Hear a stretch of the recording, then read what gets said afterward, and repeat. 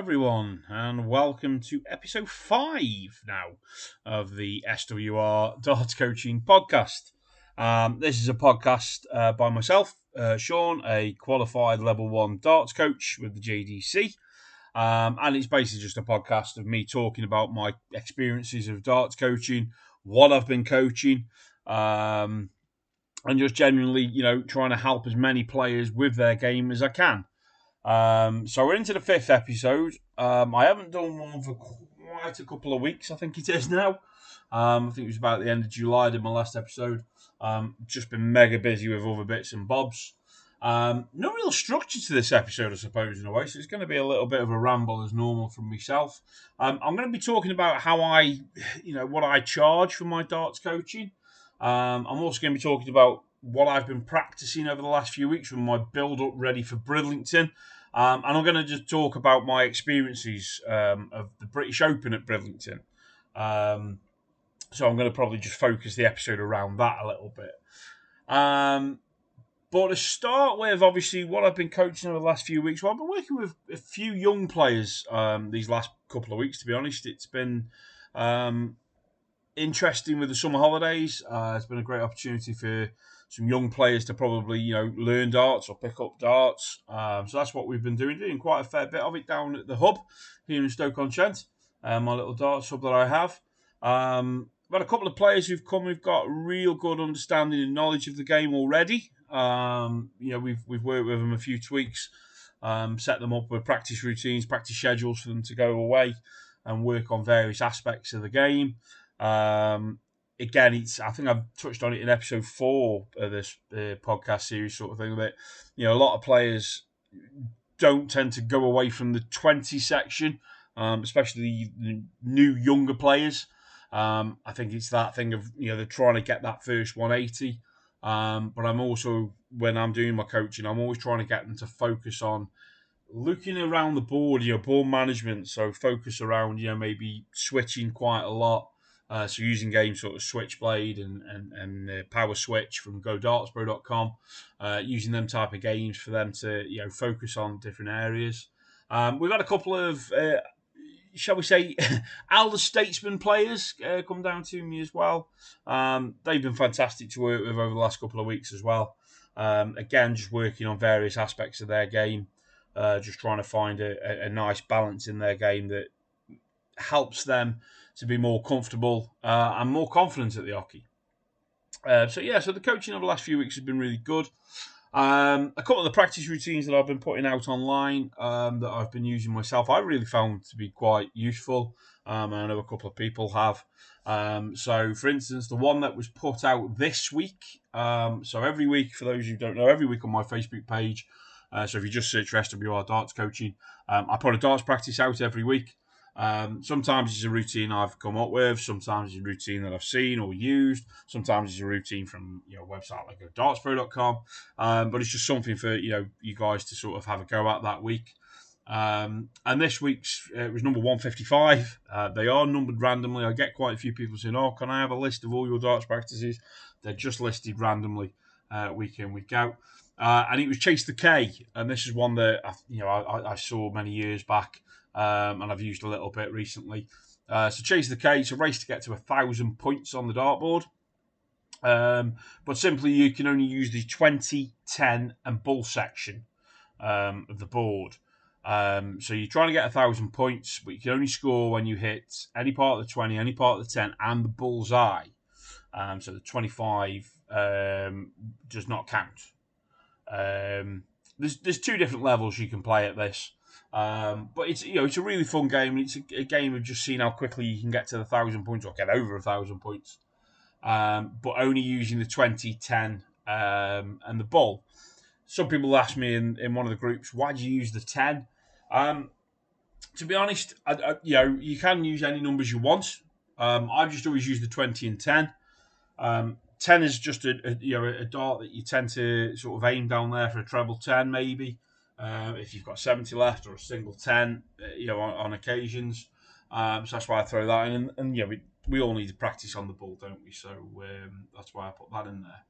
But there are 2 levels, and as I say, if you head over to the website as well, it's on there, swrdartscoaching.co.uk. But this is also on the Facebook page and across my other socials as well. So that's Darts Practice 155, Chase the K, a race to get to 1,000 points. Really good game, worth giving it a look into, guys.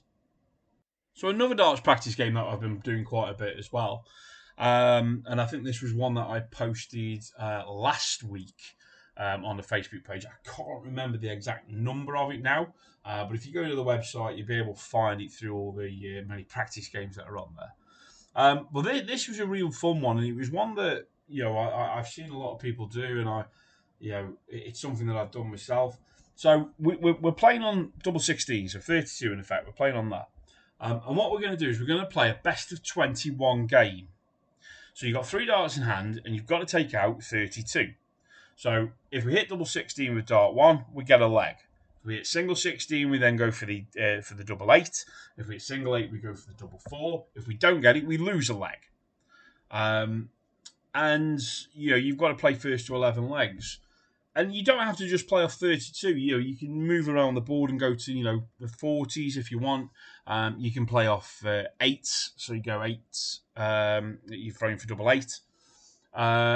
It's a real sort of fun little practice game, and it's one that, strangely enough, last week I was playing the 32, the double 16, and I think I won. It was before a match, and I'd won here at home. I went to my darts match on the Tuesday evening, and first leg I left double 16, and I hit it for a start.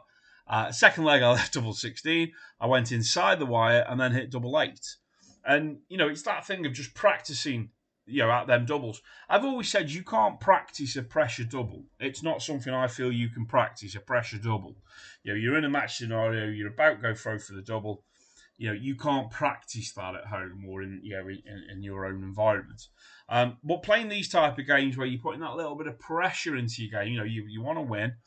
You can create it as a tournament as well if you wish. So you sort of could follow the match play format or however you wish to do it. And that's been good fun. That game did. So again, that's another one that's on the website. Do please check them out, guys, and let me know your thoughts. And in the comments of this podcast, let me know, what you're enjoying practicing at the moment.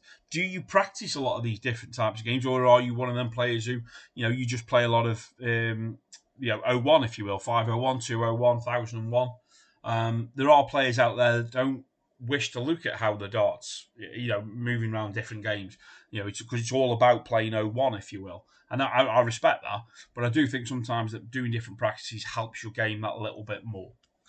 So let me know in any comments or drop me a message across social media platforms.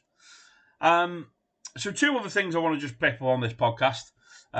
One is the darts coaching that I offer. Now, I've spoke about this, I think it was episode 1, probably episode 2. But this week I've had a few people sort of message me asking, about coaching and how much it is. Now, this is, 15th of August, 2023. I am a qualified level 1 JDC darts coach. There aren't that many of us in the UK. It's something that's growing now, darts coaching is.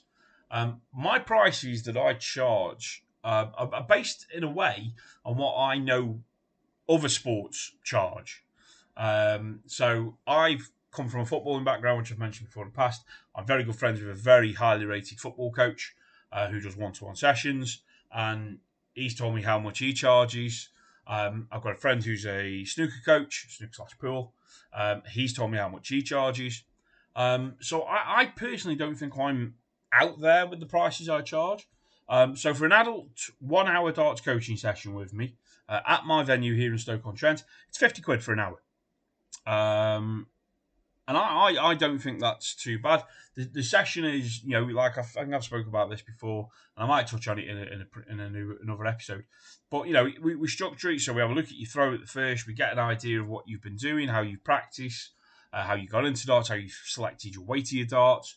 And, we analyse your throw, we have a look at your throw, look at your mechanics, look at your stance, and I offer tweaks and advice. I don't make you change your complete stance in a lot of cases. We just try and find a little tweak here and there that'll help you. So that's just an hour session, £50. A junior session, I charge 20 quid, which, again, it's an hour. Some people say, 45 minutes. 45 to an hour normally is an hour. I know kids can lose a little bit of interest, especially when they're probably not hitting what they want to hit. But we tailor the session to the ability of the player. The one that's been popular for me has been the 4 weeks darts coaching. So it's 4 sessions. You can have it across 1 week if you wish. But the idea is you have a session a week, or 2 sessions 1 week, 2 sessions the following week. Hour sessions again, although I do offer a 2-hour session version of this. But for the 1 hour 4 sessions, I charge £125, which I think is really good value for money. And the way I do them sessions, should I say, sorry, is that I break it down. So session 1 will be about your stance, so how you stand when you the hockey, how you approach the hockey. Session 2 is about the biomechanics of your throw, so your grip, where your elbow is, where you're throwing from, your position of your body, your upper body as you're throwing, etc. Session 3 is all about the mindset, so getting yourself ready to play darts, getting yourself focused into play darts.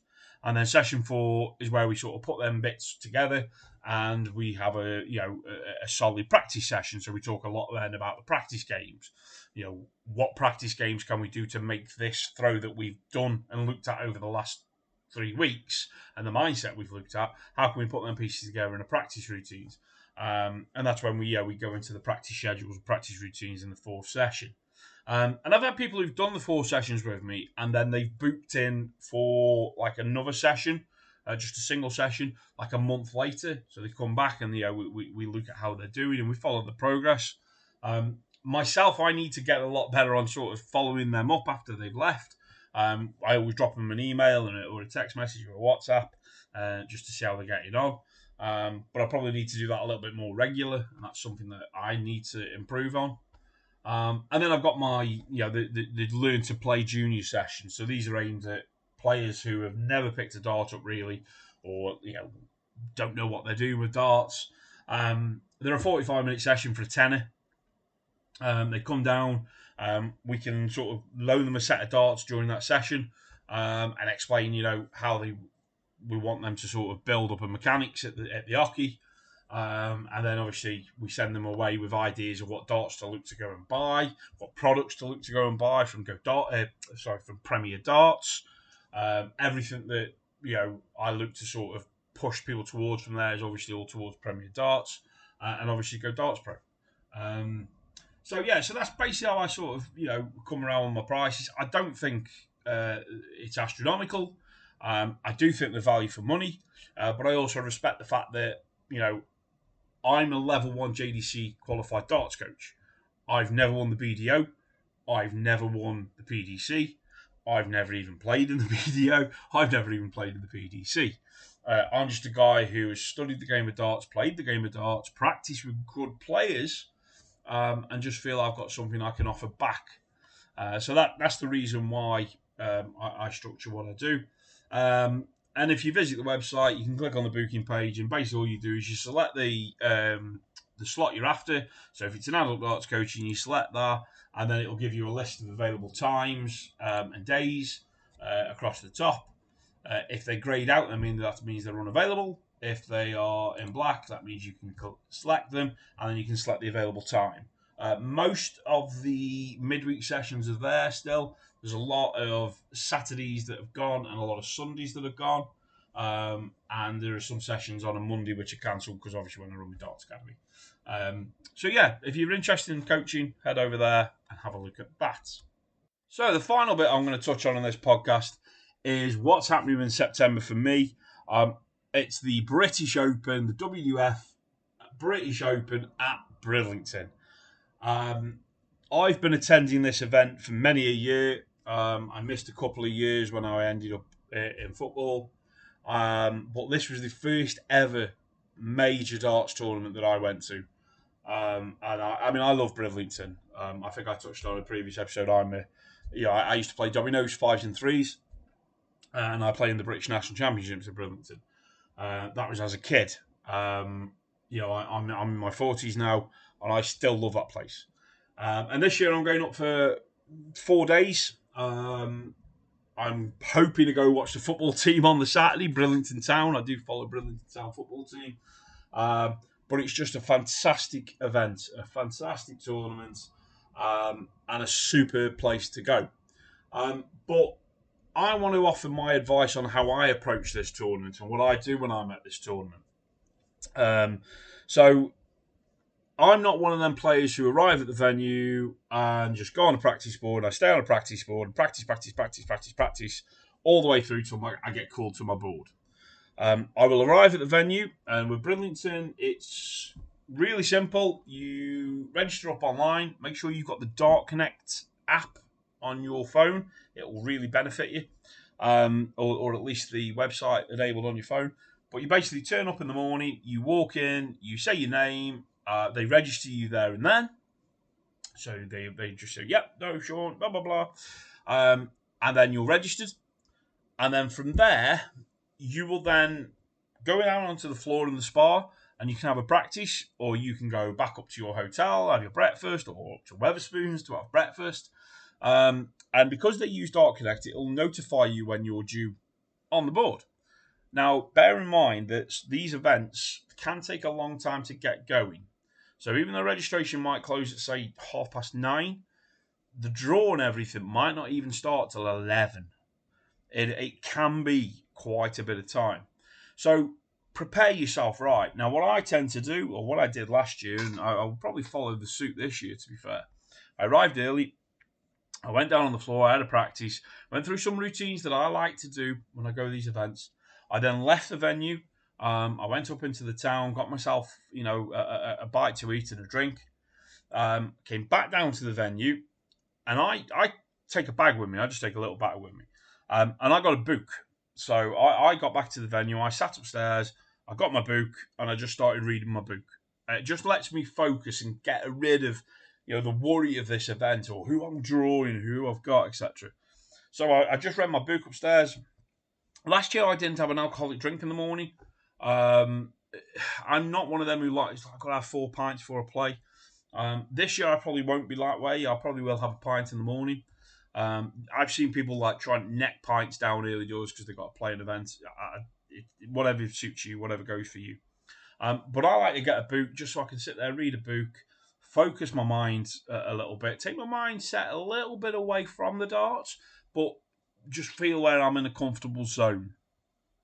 Then obviously I'll get notified what board I'm on. I'll get notified when I'm on. I'll get notified if I've got a score or chalk. And then I just set the day out from there on in. I am one of them players at the moment with my game. If I win, tick in the box. If I don't win, okay, is there something in that game I probably could have done better? Is it, did I throw really well and I was just beaten by a better player? Or is it a case of I just completely crumbled on the dartboard?